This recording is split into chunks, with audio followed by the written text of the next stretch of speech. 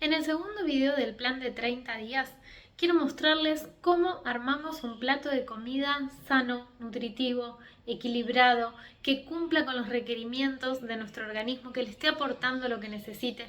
Con este video ustedes van a poder armar sus propias comidas nutritivas, ya sea un almuerzo, una merienda o una cena, sin necesidad de tener al alcance de la mano las recetas. Ojalá les guste, les resulte útil y sepan que estamos en contacto por cualquier duda o consulta que tengan. En este tipo de alimentación valoramos muchísimo el consumo de alimentos que sean locales, regionales o de estación. Muchas veces una de las preguntas comunes es ¿qué fruta como? Y yo siempre les digo, bueno, la fruta que más cerca del lugar donde vivís se produzca, que sea de estación.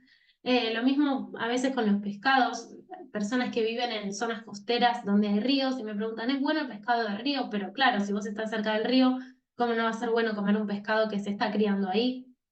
Esto es un aspecto muy importante, ¿sí? La naturaleza nos pone cerca de donde estamos los alimentos que más nutritivos y que más beneficiosos son para nuestra salud.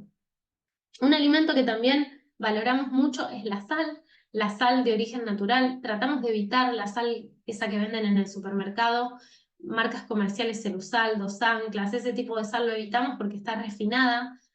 En cambio, las sales que son de origen natural, la sal de mar, por ejemplo, la sal que se extrae del mar, la sal que naturalmente se forma en las salinas o en las rocas, la sal de maras, por ejemplo. En Puerto Madryn tenemos sal. La sal que se forma naturalmente en el cuerpo no solo tiene cloruro de sodio, sino también minerales que son muy valiosos para el organismo, microelementos. Entonces valoramos el consumo de ese tipo de sal, hacen que estemos mejor hidratados y hace también que nuestras comidas sean más ricas y las podamos disfrutar. Entonces, no le tenemos miedo al consumo de sal. Lo que sí hacemos es elegir una sal que sea de origen o de fuentes naturales. En Francia, por ejemplo, se venden más de 15 tipos de sales diferentes, todas de origen natural. Hay muchas sales, muchos diferentes tipos de sales naturales, todas tienen sus propiedades y su valor.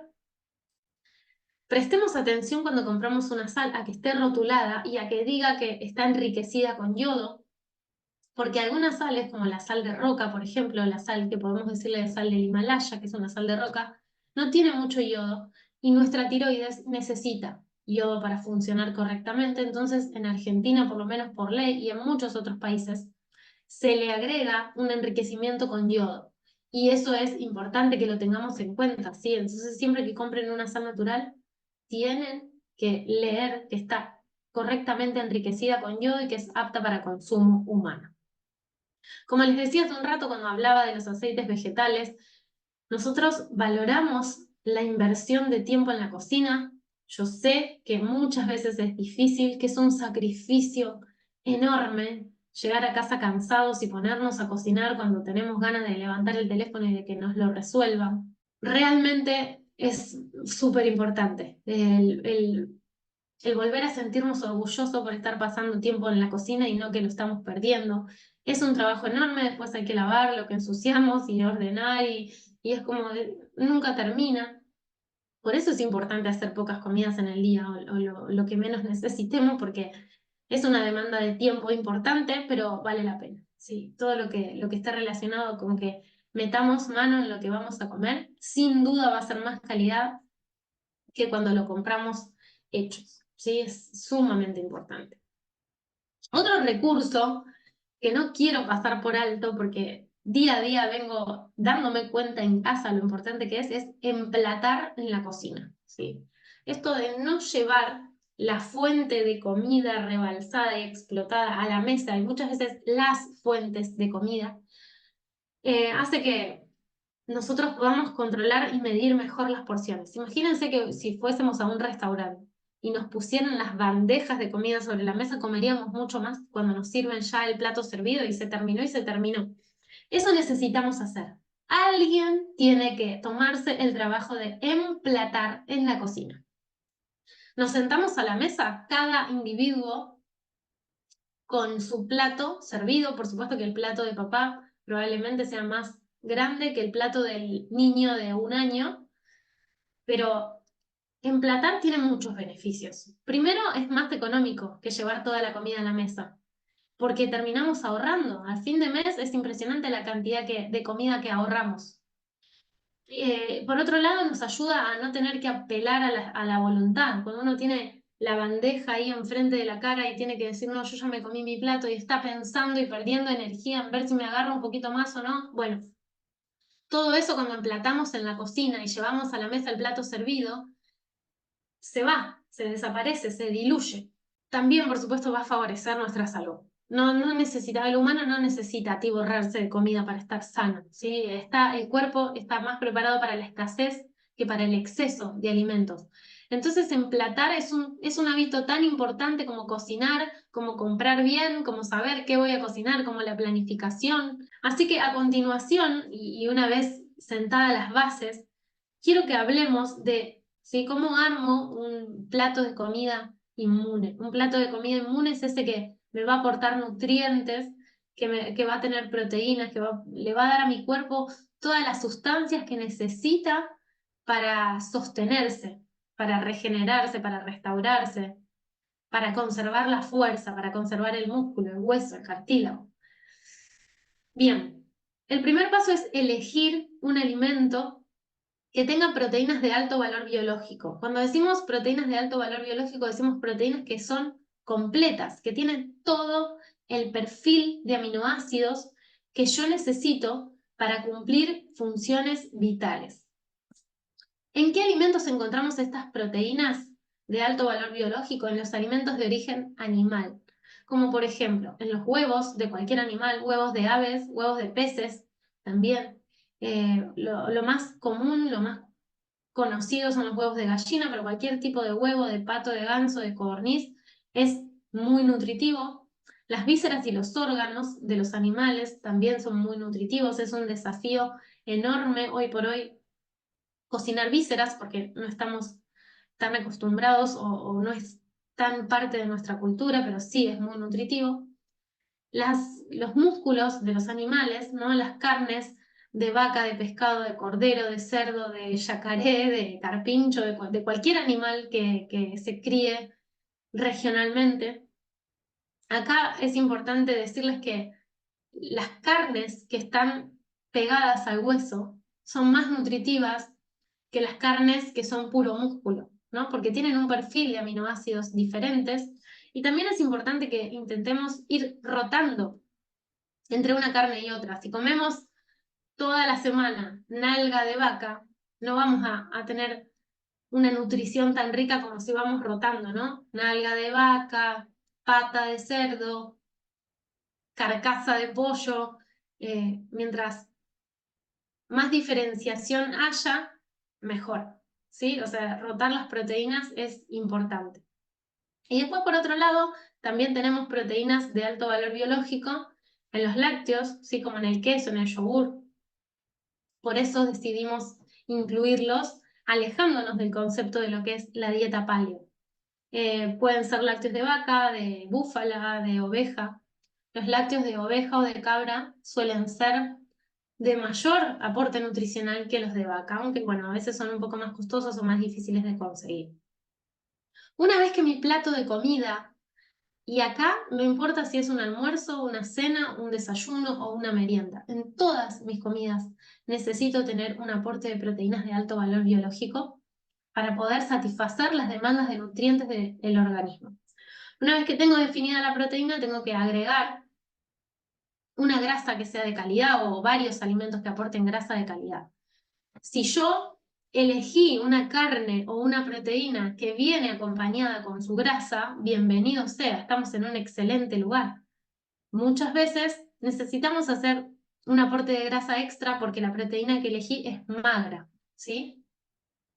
¿Cuáles son los alimentos que aportan grasa de buena calidad? Bueno, acá tenemos alimentos de origen vegetal y alimentos de origen animal también.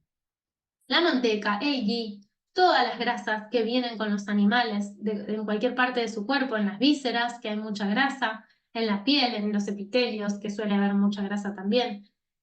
Toda la grasa que viene de los animales es de buena calidad para el humano, para el cuerpo.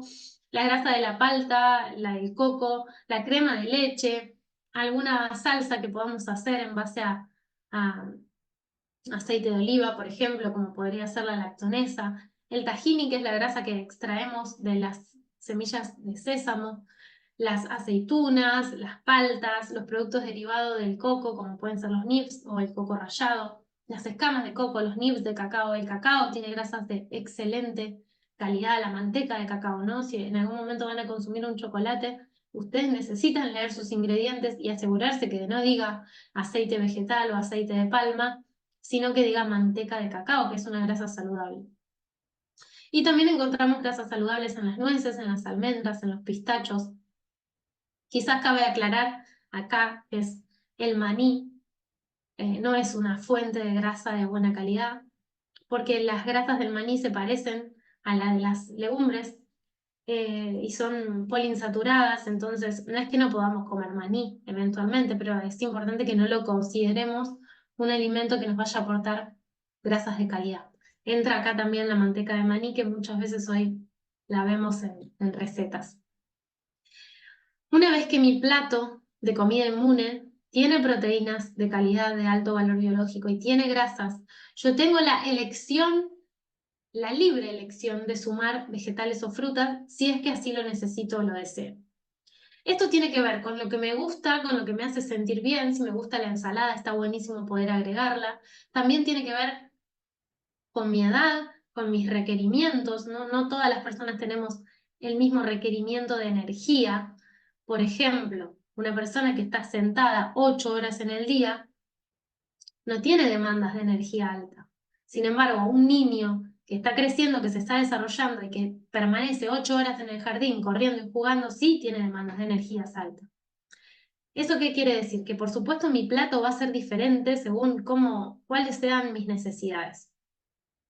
Este tema también es muy importante que lo individualicemos y que lo charlemos.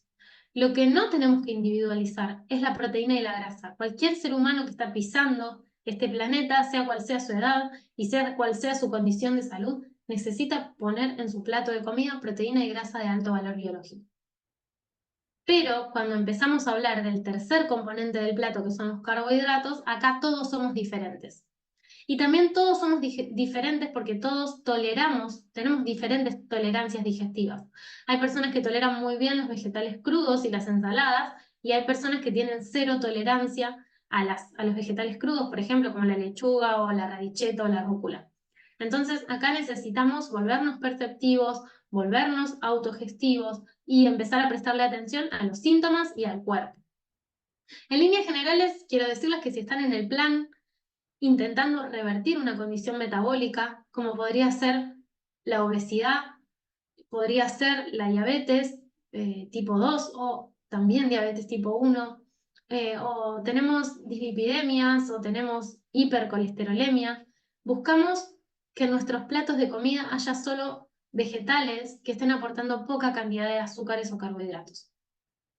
En esta presentación yo se los puse en verde y se los menciono, por ejemplo, el repollo, el tomate, los hongos, los espárragos, el apio, los vegetales de hoja verde, los tomates, ¿sí? Todos estos vegetales pueden ser la guarnición a nuestras proteínas cuando necesitamos tener un consumo bajo de carbohidratos. Acá lo ven de una forma un poco más gráfica. La palta, ¿no? Entra dentro de este grupo y bueno, es muy importante que empecemos a manejar todas estas cosas. También puede ser que nosotros seamos individuos absolutamente sanos, que estemos en nuestro peso adecuado y que tengamos, por ejemplo, como es el caso del embarazo, de la lactancia, de la niñez o de los deportistas o de personas que tienen mucha masa muscular, que tengamos un requerimiento de carbohidratos un poco más alto, necesitemos un poco más de energía al día. Entonces ahí podemos empezar a poner en juego algunos vegetales que van a aportar más azúcares, ¿no? Como, bueno, por ejemplo, podría ser el zapallo, la zanahoria, las chauchas, las remolachas, ¿sí? Acá yo se las fui anotando, y también frutas, ¿no? Las frutas también tienen un valioso aporte de fibra, de vitaminas, de minerales y de azúcares. Las frutas que menos azúcares tienen, yo te las puse acá en amarillo, son las bayas, las moras, las frambuesas, las frutillas, los arándanos, en general las frutas chiquititas, y bueno, también el coco si lo consumen fresco, si tienen la suerte de poder consumirlo fresco, también tiene un aporte moderado de carbohidratos. Estos son alimentos valiosos que pueden ser muy útiles, que pueden ser parte de nuestros platos de comida, sobre todo cuando los vegetales están de estación, ¿sí? Cuando las calabazas, zapallos están de estación, siempre son alimentos muy reconfortantes. Y por otro lado, tenemos los vegetales que son almidonados, como la papa, la batata, la mandioca, que son muy útiles en los casos en los que tenemos niños y necesitan recuperar energía, reponer, disponer de ella, o deportistas. Podemos apoyarnos, ¿no?, en este tipo de alimentos, y también en las frutas, que si son de estación y si son local, muchísimo, muchísimo mejor. Este tipo de alimentos que figuran acá en rojo son los alimentos que yo necesito que tratemos de evitar o discontinuar o comer lo menos posible cuando estamos intentando revertir enfermedades metabólicas, como por ejemplo la diabetes tipo 2. Si estamos en proceso de restaurar nuestra salud, dejar la medicación, bueno, esto vamos a tener que tratar de, por lo menos, que no sea frecuente o habitual este tipo de alimentos. Una vez que nosotros entendemos lo que el cuerpo demanda, lo que la biología necesita, tenemos herramientas para poder gestionar nuestra alimentación, para armar nuestras comidas. Este concepto nos ayuda un montón cuando no queremos mirar el menú y queremos armar algo o improvisar una comida con lo que tenemos en la heladera en casa a la mano. Siempre pensamos en una proteína, en una grasa, y vemos de qué vegetal o fruta disponemos, y así ya podemos armar nuestra comida consciente, coherente, respetuosa de la biología, de la fisiología, y que nos va a ayudar a poder llevar adelante las actividades que amamos, que en realidad estamos buscando nutrirnos bien justamente para eso, para tener energía vital y poder usarla en lo que amamos, en disfrutar de la vida, de compartir, de ver crecer sanos a las generaciones futuras. Les mando un beso enorme, gracias por haberme escuchado hasta acá, y por supuesto que esto no termina, sino que todo lo contrario, apenas está empezando, y que estamos en contacto por lo que necesiten. Los quiero mucho, gracias.